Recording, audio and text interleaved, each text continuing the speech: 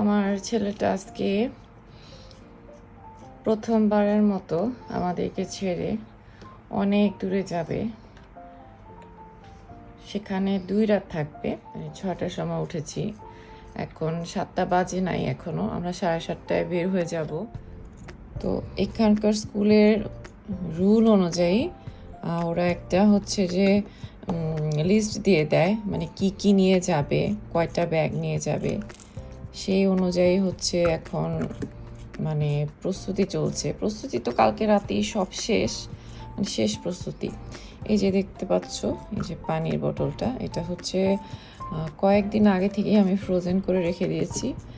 জাপানে তো এখন গরম, ওদের অনেক অ্যাক্টিভিটিস আছে পাহাড়ের উপরে, গরমে যেন অসুস্থ না হয়ে যায়। তো এটা হচ্ছে টাওয়াল দিয়ে পেঁচিয়ে দিতে বলেছে।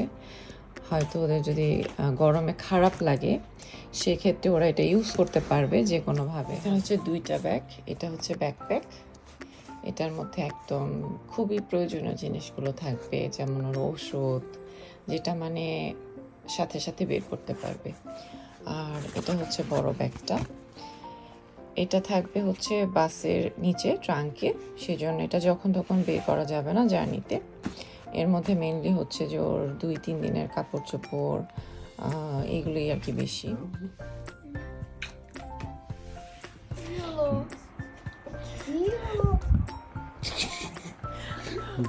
তুমি তাড়াতাড়ি ফিরে আইসো, আমার ভালো লাগে না।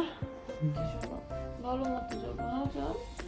ওকে, আমি তো তোমার সাথে আর কোনো যোগাযোগ করতে পারবো না, সবার সাথে ভালো মতো থাকবো। হ্যাঁ, ওকে।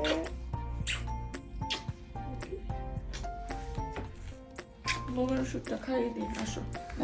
চলো গাড়িতে বসো।